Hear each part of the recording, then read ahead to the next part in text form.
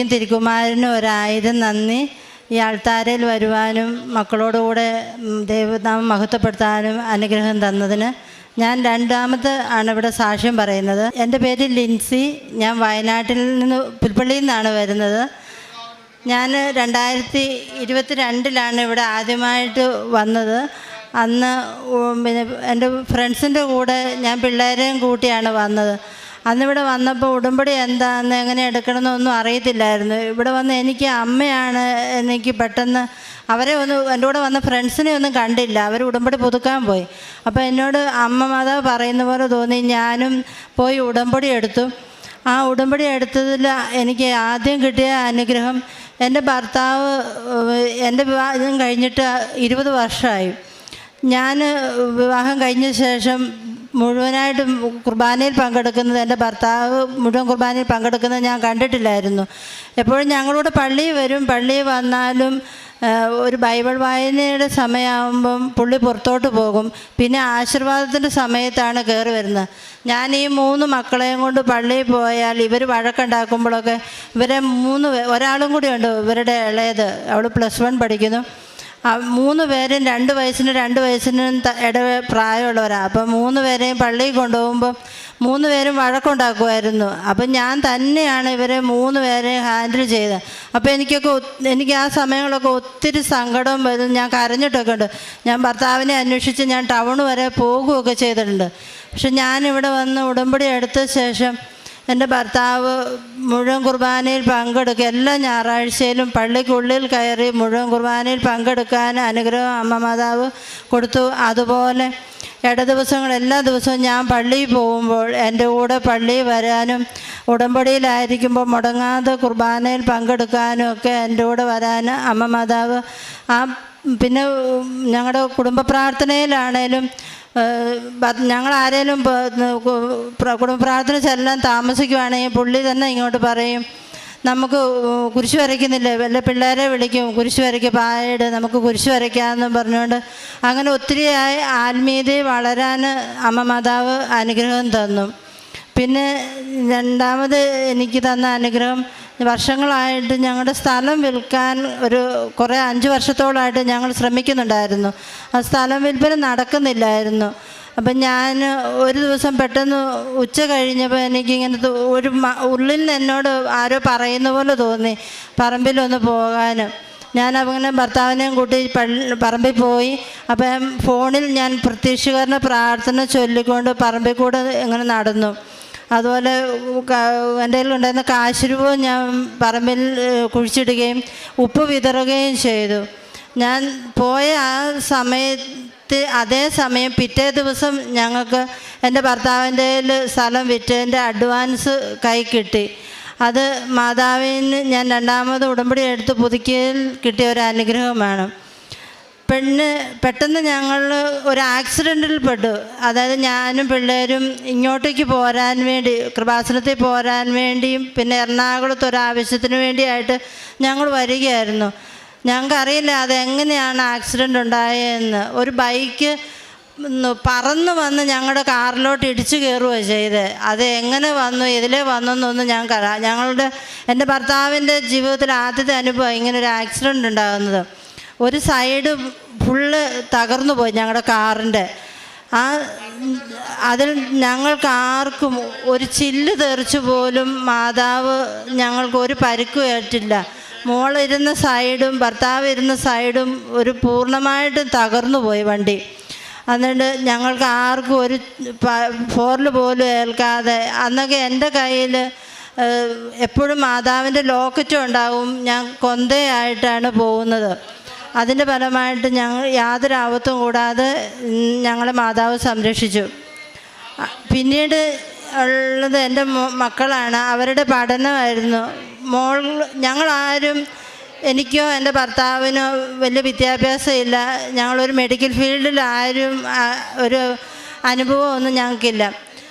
പക്ഷേ ഇവളും ചെറുപ്പത്തിൽ തുടങ്ങി പറയുമായിരുന്നു ഇവൾക്ക് ഡോക്ടറാകണമെന്ന്. ഞങ്ങളതൊക്കെ ആദ്യം അങ്ങ് തള്ളിക്കളഞ്ഞാലും പിന്നീട് വളർന്നു വരുമ്പോഴും ഇവൾ ആ ആഗ്രഹത്തിൽ തന്നെ ഉറച്ചു നിന്നു. അതിന് ഒത്തിരി കടമ്പകൾ കിടക്കണമായിരുന്നു. ഇവൾക്ക് എൻട്രൻസ് പാസ്സാകണമായിരുന്നു.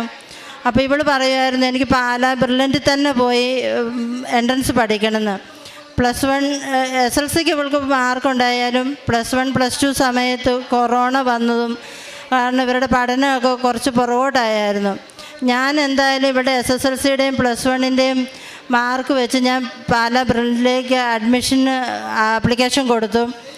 +2ൻ്റെ റിസൾട്ടൊക്കെ വന്നു കഴിഞ്ഞ് ഒരിക്കൽ ഇവൾക്ക് മാർക്ക് കുറഞ്ഞായിരുന്നു. അപ്പം അവിടുന്ന് ജോണി സാറ് എന്നെ വിളിച്ചിട്ട് ഇങ്ങോട്ട് ചോദിച്ചു ഇവൾക്ക് എങ്ങനെയാണ് അവിടെ അഡ്മിഷൻ കിട്ടിയതെന്ന്. അപ്പം ഞാൻ പറഞ്ഞു ഞാൻ അഡ്മിഷൻ അയച്ചതേ ഉള്ളൂ, അവിടെ നിന്ന് എന്തായാലും നിങ്ങൾ തന്നെയാണ് അപ്രൂവ് തന്നത്. മറ്റൊരു കുട്ടിക്ക് പോലും കിട്ടാത്ത രീതിയിൽ മാതാവ് ഇവൾക്ക് അവിടെ അഡ്മിഷൻ കൊടുത്ത് പഠിക്കാൻ അനുഗ്രഹിച്ചു. 2 പ്രാവശ്യം ഒരു ക്രാഷ് കോഴ്സിൽ പഠിച്ച് അവൾ പരീക്ഷ എഴുതിയാൽ അതിൽ അവൾക്ക് വിജയിക്കാൻ സാധിച്ചില്ല. 2ാമത്തെ പരീക്ഷയിൽ അവൾ നീറ്റ് എക്സാം പാസ്സായി.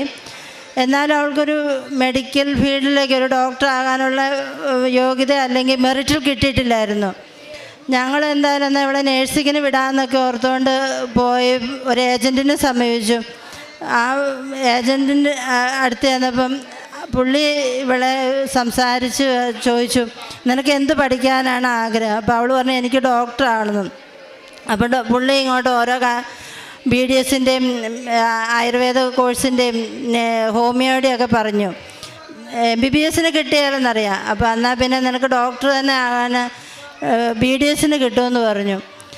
എനിക്കറിയില്ല, അത് ഞങ്ങളൊരു നേഴ്സ് ആക്കണമെന്ന് മാത്രമേ ഇവളെ ആഗ്രഹിച്ചിട്ടുണ്ടായിരുന്നുള്ളൂ. പക്ഷേ ദൈവം എൻ്റെ പ്രാർത്ഥനയും ഞാൻ എപ്പോഴും ഉടമ്പടിയിൽ വെക്കുമായിരുന്നു. എനിക്കൊരാഗ്രഹമില്ല, അവളുടെ ആഗ്രഹം അതാണെങ്കിൽ മാതാവേ അത് ഹിതമാണെങ്കിൽ അവൾക്കത് സാധിച്ചു കൊടുക്കണമെന്ന് ഞാൻ ഓരോ ഉടമ്പടിയിലും എഴുതി വെക്കുമായിരുന്നു. മാതാവിൻ്റെ കൃപ കൊണ്ട് തിരുക്കുമാരൻ്റെ അനുഗ്രഹം കൊണ്ട് മാത്രമാണ് ഇവൾക്ക് ഇന്നൊരു ഡോക്ടറായ BDSൽ അവൾ വീരാജ്പേട്ടയിൽ പഠിക്കുവാണ് ഇപ്പോൾ ഫസ്റ്റ് ഇയർ. ഞങ്ങൾ പോലും ഇവളെ ഇന്ന് വരെ കോട്ടിട്ടിട്ട് നേരിട്ട് കണ്ടിട്ടില്ല. എനിക്കൊരാഗ്രഹം ഉണ്ടായിരുന്നു ഇവളെ ഇവിടെ കൊണ്ടുവന്ന് ഈ കോട്ടിട്ട് മാതാവിൻ്റെ മുമ്പിൽ നിർത്തി സാക്ഷ്യം പറയണമെന്ന്. അതിനുവേണ്ടി ഇപ്പോൾ അവൾക്ക് ഒരു 2 ദിവസത്തെ ലീവ് കിട്ടിയപ്പോൾ ഞാനത് കൂട്ടിയെടുത്ത് ഞാൻ പറഞ്ഞു മോളെ നമുക്ക് ഇനിയൊക്കെ ഒക്ടോബറിൽ പരീക്ഷയാണ്, നിൻ്റെ ഫസ്റ്റ് ഇയറിൽ എക്സാമിന് മുമ്പ് നമുക്ക് മാതാവിൻ്റെ അടുത്ത് പോയി ലഭിച്ച അനുഗ്രഹം പറയണമെന്ന് പറഞ്ഞു. അങ്ങനെ ലീവ് എടുത്ത് മോൾ വന്നതാണ് ഞാൻ ഇന്നിവിടെ കൂട്ടിക്കൊണ്ട് പോകുന്നത്. അതുപോലെ മോനാണേലും BPT കോഴ്സിന് പോകണമെന്നായിരുന്നു അവൻ്റെ ആഗ്രഹം. BPT കോഴ്സ് എന്ന് പറഞ്ഞാൽ ഫിസിയോതെറാപ്പി കോഴ്സ്. അതിനവന് ഒത്തിരി കടമ്പകൾ കിടക്കണമായിരുന്നു. മെറിറ്റിൽ കിട്ടിയില്ലെങ്കിലും അവനൊരു എൻട്രൻസ് എക്സാം എഴുതി. എൻട്രൻസ് എക്സാം അവൾ എഴുതിയത് ബാംഗ്ലൂർ സെൻറ്റ് ജോൺസിലാണ്. സെൻറ്റ് ജോൺസിൽ ആരും പ്രതീക്ഷിച്ചില്ല. +2ന് ഫുൾ മാർക്കൊന്നും ഇല്ലായിരുന്നു. എന്നാലും പോയി എഴുതാൻ പറഞ്ഞു. മാതാവിൻ്റെ ലോക്കറ്റ് കൊടുത്ത് തൈലമൊക്കെ പുരട്ടി ഞാൻ ഇവനെ പറഞ്ഞു വിട്ടു. എക്സാം ഇവൻ എഴുതി. ഇവൻ 40 സീറ്റിൽ സെക്കൻഡ് അലോട്ട്മെൻറ്റിൽ ഇവൻ അവിടെ അഡ്മിഷൻ കിട്ടി. അവൻ അടുത്ത മാസം 3-ാം തീയതി കോഴ്സിന് ചേരാൻ വേണ്ടി ബാംഗ്ലൂർക്ക് പോവുകയാണ്. ഞങ്ങളുടെ ഒരു യോഗ്യതയൊന്നുമല്ല, ദൈവത്തിൻ്റെ ഒരു കൃപ കൊണ്ട് മാത്രമാണ്. അതായത് ഇവരെ മക്കളെ ഇങ്ങനെ ഇതിനൊക്കെ പഠിപ്പിക്കാൻ വിടുമ്പോൾ പലരും ഞങ്ങളെ പിന്തിരിപ്പിക്കാറേ ഉള്ളൂ. ഒത്തിരി പൈസയാകും, അല്ലെങ്കിൽ നേഴ്സിങ്ങിന് വിട്ടാൽ മതി, അങ്ങനെ പെട്ടെന്ന് ജോലി കിട്ടും, പിള്ളേർക്ക് പെട്ടെന്ന് സമ്പാദിക്കാനൊക്കെ അതാണ് നല്ലതെന്ന്.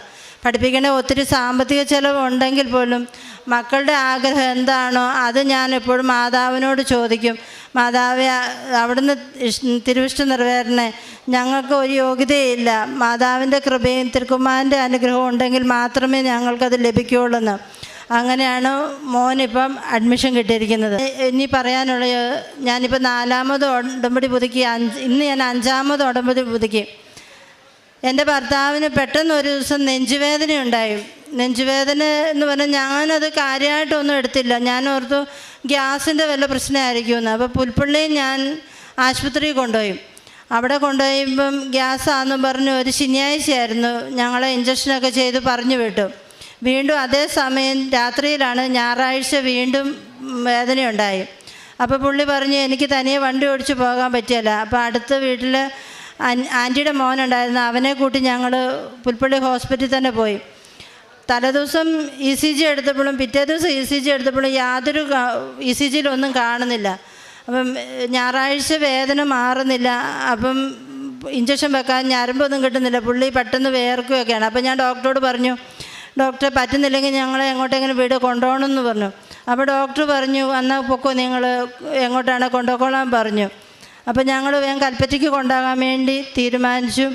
അവിടുന്ന് ആംബുലൻസിൽ കൊണ്ടുപോയി. രാത്രിയിൽ ഞാനും ഭർത്താവും ആംബുലൻസ് ഡ്രൈവറും മാത്രമേ ഉള്ളൂ. പോകുന്ന വഴിക്ക് വീണ്ടും ഭർത്താവിന് വേദന കൂടി. എനിക്ക് എന്നാ ചെയ്യണമെന്ന് അറിയുന്നില്ല. ഞാൻ അങ്ങോട്ട് പേടിച്ചു പോയി. അപ്പം ഞാൻ എൻ്റെ കഴുത്തിലുണ്ടായിരുന്ന ലോക്ക് ചൂരി ഞാൻ ഭർത്താവിൻ്റെ കഴുത്തിലിട്ടിട്ട് പറഞ്ഞു, മാതാവേ കാത്തോളിനെ ഒരാപത്തും കൂടാതെ ഞങ്ങളെ എത്തിക്കേണ്ടടുത്ത് എത്തിച്ചേക്കണമെന്ന് പറഞ്ഞു. കൽപ്പറ്റയിൽ ഞങ്ങളെ എത്തിച്ചു. ICU കയറ്റി. അന്ന് രാത്രി മുഴുവൻ ഒബ്സർവേഷൻ കടന്നു. പിറ്റേ ദിവസം ആൻജിയോഗ്രാം ചെയ്തപ്പം പറഞ്ഞു 4 ബ്ലോക്കാന്ന് പറഞ്ഞു. ഞാൻ ഷോക്കായിപ്പോയി. ഒരിക്കലും ഞാൻ അങ്ങനെ പ്രതീക്ഷിച്ചിട്ടില്ല. പുള്ളി പണിയെടുത്ത് അധ്വാനിക്കുന്ന ഒരു മനുഷ്യനാണ്. അപ്പം ഒരു ബ്ലോക്ക് ഉണ്ടാവുമെന്ന് ഒരു പ്രതീക്ഷയില്ല. അവിടുന്ന് ഡോക്ടേഴ്സ് പറഞ്ഞു, ഇവിടെ പറ്റത്തില്ല, ബൈപ്പാസ് തന്നെ ചെയ്യണം, അപ്പം നിങ്ങൾ കോഴിക്കോടേക്ക് കൊണ്ടുപോകണമെന്ന് പറഞ്ഞു.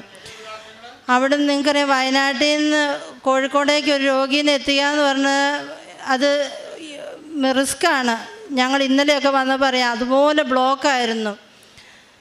ഒരു തടസ്സവും കൂടാതെ ഒരു ബ്ലോക്കിലും പെടാതെ 1.5 മണിക്കൂറിനുള്ളിൽ ഞങ്ങളെ കോഴിക്കോടേക്ക് എത്തിക്കാൻ മാതാവ് അനുഗ്രഹിച്ചു.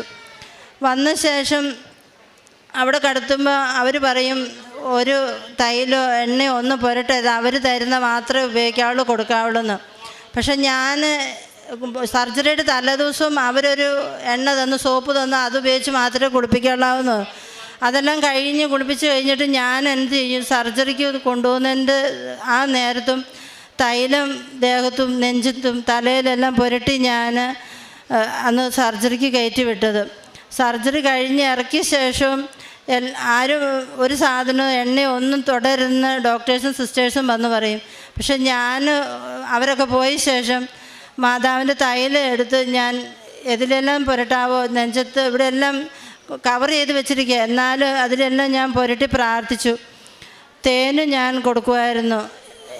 ഒരു കുഴപ്പമില്ലാതെ പുള്ളി ഇപ്പം പൂർണ്ണ ആരോഗ്യത്തോടെ 3 മാസമായി ഇരിക്കുന്നു.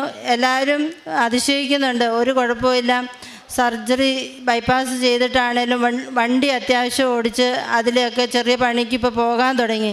ഇത്രയും ദൂരം യാത്ര ചെയ്ത് കൊണ്ടുവരാനുള്ള ബുദ്ധിമുട്ട്. ഇനി അടുത്തൊരു ഒപ്പീനിയൻ ഡോക്ടറിൻ്റെ അടുത്ത് ഞങ്ങൾക്ക് ഈ മാസം പോകേണ്ടതുണ്ട്. അതെല്ലാം അറിഞ്ഞിട്ട് വേണം എനിക്കിവിടെ കൊണ്ടുവന്ന് ഭർത്താവിനെ കൂട്ടി നന്ദി പറയാൻ. ഇത്രയും അനുഗ്രഹം തന്ന തിരുക്കുമാരനും അമ്മയ്ക്കും 1000 നന്ദി. വൃദ്ധമന്ദിരങ്ങളിലൊക്കെ പോകുമ്പം എന്തെങ്കിലുമൊക്കെ മേടിച്ചു കൊടുക്കാനൊക്കെ പോകുമ്പം എൻ്റെ കൂടെ വരും, മേടിച്ച് തരും, കൊടുക്കാനൊക്കെ. ഇതൊക്കെ ഉടമ്പടിയിലായതുകൊണ്ട് മാത്രം സംഭവിച്ച, അല്ലെങ്കിൽ അങ്ങനെ ഒരു ചെയ്യുന്നൊരു വ്യക്തിയൊന്നും അല്ലായിരുന്നു. പിന്നെ അതുപോലെ എന്നെ പറ്റുന്ന സഹായങ്ങൾ ഇവിടെ ആൾക്കാരെ കൊണ്ടുവരാൻ ഞാൻ ഒത്തിരി പേരെ കുടുംബത്തിൽ നിന്നും പുറത്തുനിന്നുള്ളവരോടൊക്കെ പറഞ്ഞ് ഇവിടെ വരാനും കൊണ്ടുവരാനൊക്കെ എനിക്ക് സാധിച്ചു. എൻ്റെ പേര് അലൈന. അമ്മ പറഞ്ഞ പോലെ മാതാവിൻ്റെ ഒരു ഒറ്റ അനുഗ്രഹം കൊണ്ട് മാത്രമാണ് ഈ കോട്ടിട്ട് നിങ്ങളുടെ മുമ്പിൽ നിൽക്കാൻ പറ്റുന്നതെന്നുള്ള വലിയൊരു വിശ്വാസം എനിക്കുണ്ട്. അതുപോലെ തന്നെ ഇവിടെ വന്ന അമ്മ ആദ്യമൊക്കെ പ്രാർത്ഥിക്കാൻ വരുമ്പോഴും എനിക്ക് വലിയ വിശ്വാസമൊന്നുമില്ല, എന്താണ് ഇവിടെ നടക്കുന്നത്, എങ്ങനെയാണെന്നുള്ള കാര്യങ്ങളൊന്നും അറിയില്ല. ഞാൻ സോഷ്യൽ മീഡിയയിലൂടെ കാണുന്നത് കൂടുതലും ഇവിടെയുള്ള മാതാവിനെക്കുറിച്ചും ഇവിടെയുള്ള കാര്യങ്ങളെക്കുറിച്ചും ട്രോൾ ചെയ്ത് പറയുന്നതാണ്. അതുമാത്രം ഞാൻ കൂടുതലും കേട്ടിട്ടുള്ളൂ. എനിക്കൊരു വിശ്വാസവും ഇല്ലായിരുന്നു ഇവിടെ വരുന്നതിനെക്കുറിച്ചും. ഈ ഒരു 1.5 മാസം മുന്നേ എനിക്ക് ഫസ്റ്റ് ഇയർ തീരാറായി. ഞങ്ങളുടെ റെക്കോർഡ്സും കാര്യങ്ങളെല്ലാം മൊത്തം സബ്മിറ്റ് ചെയ്യുമെന്ന് പറഞ്ഞു. ഞാൻ ഈ 1 കൊല്ലം മൊത്തം കുത്തിയിരുന്ന് ചെയ്ത എൻ്റെ റെക്കോർഡ് കാണുന്നില്ല. എൻ്റെ റൂം മൊത്തം നോക്കി, ഹോസ്റ്റലിൽ നോക്കി, കോളേജിൽ നോക്കി, ടീച്ചേഴ്സിന് വല്ലതും കൊടുത്തിട്ടുണ്ടോ, അല്ലെങ്കിൽ കുട്ടികൾക്ക് ആർക്കെങ്കിലും എഴുതാൻ കൊടുത്തിട്ടുണ്ടോ, ഞാൻ മൊത്തം ചെയ്തു നോക്കി. എവിടെയും ഒരു മനുഷ്യൻ്റെ അടുത്ത് കാണുന്നില്ല. എനിക്കാണ് ഭയങ്കര സങ്കടമായി. ഈ ഒരു കൊല്ലത്തെ മൊത്തം കുത്തിയിരുന്ന് എഴുതി തീർക്കാമെന്ന് പറഞ്ഞു കഴിഞ്ഞാൽ നടക്കുന്നൊരു പരിപാടിയല്ല. എന്ത് ചെയ്യണം എന്നറിയില്ല. ഞാനാണ് 2-3 ദിവസം മൊത്തം ഇരുന്ന് കരച്ചിലായി. അമ്മേനെ വിളിച്ച് പറയാൻ തുടങ്ങി. അപ്പോൾ അമ്മ എന്നോട് പറയും, നീ ഉപ്പിട്ട് പ്രാർത്ഥിച്ച് നോക്ക്, നീ നടക്കുന്ന വഴിയും റൂമിലും എല്ലായിടത്തും ഉപ്പിട്ട് നീ പ്രാർത്ഥിച്ച് നോക്കണം, എവിടെയെങ്കിലും കിട്ടാതിരിക്കാമെന്നുണ്ട്. എന്നാൽ എനിക്ക് ആദ്യത്തെ 2-3 ദിവസം ഒന്നും എനിക്ക് അമ്മ ഇതെല്ലാം തന്നു വിട്ടിട്ടുണ്ട്, പക്ഷെ ഇങ്ങനെയൊന്നും ചെയ്യണം എന്ന് എൻ്റെ മനസ്സിൽ തോന്നിയില്ല. 3 ദിവസമായി ഇത് കാണുന്നില്ല, എനിക്ക് എന്ത് ചെയ്യണമെന്നറിയില്ല. അമ്മ എന്തായാലും പറഞ്ഞല്ലേ വിചാരിച്ച് ഞാൻ അന്ന് റൂമിലും എൻ്റെ ഹോസ്റ്റലിലും എല്ലായിടത്തും ഉപ്പിട്ട് മാതാവിൻ്റെ പ്രത്യക്ഷ പ്രാർത്ഥന ഉണ്ട് എൻ്റെ കയ്യിൽ, അത് ചൊല്ലി വിശ്വാസ പ്രമാണം ചൊല്ലി നല്ല രീതിയിൽ പ്രാർത്ഥിക്കാൻ തുടങ്ങി. വൈകുന്നേരം എൻ്റെ റൂമിൻ്റെ അടുത്തുള്ളൊരു കുട്ടി എന്നെ വിളിച്ചിട്ട് പറഞ്ഞു, എടി ഞാൻ ഇന്ന് എൻ്റെ ബുക്കെല്ലാം അടുക്കി വെച്ചപ്പം നിൻ്റെ റെക്കോർഡ് എൻ്റെ കയ്യിലിരിക്കുന്നുണ്ട്, നീ പേടിക്കേണ്ട, വേറെ എവിടെയും പോയിട്ടില്ല, എൻ്റെ കയ്യിൽ തന്നെ ഉണ്ടെന്ന് പറഞ്ഞു. ആ ഒരു ഉപ്പിട്ട് പ്രാർത്ഥിച്ചുകൊണ്ട് മാത്രമാണ് എനിക്കത് തിരിച്ചു കിട്ടിയെന്നുള്ളൊരു ഒറ്റ വിശ്വാസം എനിക്കുണ്ട്. എങ്ങനെയാണ് മാതാവിനത് പറഞ്ഞ് നന്ദി പറയേണ്ടതെന്ന് എനിക്കറിയില്ല. മാതാവിന് ഒരുപാട് നന്ദി ഞാൻ ഇന്ന് സമർപ്പിക്കുന്നുണ്ട്. പരിശുദ്ധ അമ്മയുടെ മധ്യസ്ഥതയിൽ ഇപ്പോൾ ഈ 2 മക്കളുടേതും സാക്ഷ്യം പറയാനും ഒപ്പം ജീവിത പങ്കാളിയുടെ സാക്ഷ്യം പറയാനുമാണ് ഇന്ന് ഈ ആലയത്തിലായിരിക്കുന്നതും. അത് വ്യക്തമായിട്ട് ഈ അമ്മ സാക്ഷ്യമായിട്ട് പറയുന്നുണ്ട്. അപ്പം ഒരു വിശ്വാസ കൈമാറ്റത്തിൻ്റെ ഒരു സാധ്യത ഉടമ്പടിയിലുണ്ട് എന്നുള്ളത്, കാരണം ഇവിടെ ഒരാളായിട്ടാണ് ഉടമ്പടി എടുക്കാൻ വരുന്നത്. തിരികെ വരുമ്പം കുടുംബമായിട്ടും അല്ലെങ്കിൽ ഒരുപാട് ആളുകളുമായിട്ടാണ് തിരികെ വരുന്നത്. അത് നമ്മൾ കൊണ്ടുവരുന്ന ആളുകൾ മാത്രമല്ല, അനുഭവമായിട്ടാണ് തിരികെ വരുന്നതെന്നുള്ളതാണ്. ഇപ്പോൾ ഈ 2 മക്കളെയും ഈ ആൾക്കാരെ നിർത്തുന്നത് അത്ര എളുപ്പമുള്ള കാര്യമല്ല എന്ന് ഈ പ്രായത്തിലുള്ള മക്കളുള്ള മാതാപിതാക്കൾക്ക് വ്യക്തമായിട്ടറിയാം. കാരണം ഇവർ ആൾത്താരയിൽ വരണമെങ്കിൽ നിങ്ങൾ പറഞ്ഞതുകൊണ്ട് മാത്രമല്ല, അതിനപ്പുറത്തേക്ക് നിങ്ങൾ കൊടുത്ത വിശ്വാസത്തിൻ്റെ വളർച്ചയും, രണ്ടാമത്തത് വ്യക്തിപരമായിട്ട് അവർക്ക് കിട്ടിയ അനുഭവങ്ങളും ഉണ്ട്. അപ്പോൾ ഈ മകൾ അവളുടെ വ്യക്തിപരമായ അനുഭവത്തിലൊരു സാക്ഷ്യമാണ്. തുടക്കത്തിൽ എനിക്ക് അമ്മ പറയുന്നതിനോട് അത്ര താല്പര്യമില്ലായിരുന്നു, ഒരു പക്ഷേ പരിഹസിക്കുവാനായിട്ട് കണ്ടു തുടങ്ങിയ ട്രോളുകളാണ് എൻ്റെ മനസ്സിൽ ആദ്യം ഉണ്ടായിരുന്നത്. പക്ഷേ ആ വ്യക്തിയെ തന്നെ പരിശുദ്ധ അമ്മ ഒരു വ്യക്തി വരെ, അപ്പോൾ നിങ്ങൾക്ക് വേണേൽ ചിന്തിക്കാം അത് റെക്കോർഡ് അവിടെ ഉണ്ടായിരിക്കും, ഇവിടെ അതൊന്നുമല്ല നമ്മുടെ വിഷയം. അതിപ്പം ദൈവത്തെ വിളിക്കാത്തവർക്കും ജോലി കിട്ടുന്നു അങ്ങനെയല്ല. ദൈവം നമ്മളോട് ഒരു വിഷയത്തിൽ ഇടപെട്ടു എന്ന് നമ്മൾ അനുഭവിക്കുന്ന ഒരു തലമുണ്ട്, ഒരു വിശ്വാസത്തിൻ്റെ അനുഭവ തലം. അതൊരു കുടുംബത്തെയും വ്യക്തിയെയും വല്ലാതെ സ്വാധീനിക്കുകയും വിശ്വാസം വർദ്ധിപ്പിക്കുകയും ചെയ്യും. അത് ഈ കുടുംബത്തിൽ അത് മുഴുവനായിട്ട്, ഇപ്പം ആദ്യം പറഞ്ഞത് ജീവിത പങ്കാളിക്കുണ്ടായ നല്ല മാറ്റങ്ങളെക്കുറിച്ചും പ്രാർത്ഥനയുടെ വളർച്ചയെക്കുറിച്ചും ഒക്കെയാണ്. അത് പറയാൻ കാര്യം അത് നിയോഗമായിരുന്നതുകൊണ്ട്. അപ്പോൾ ഇത്രയും പ്രാർത്ഥനയിൽ വിശുദ്ധീകരിക്കപ്പെടുന്നു.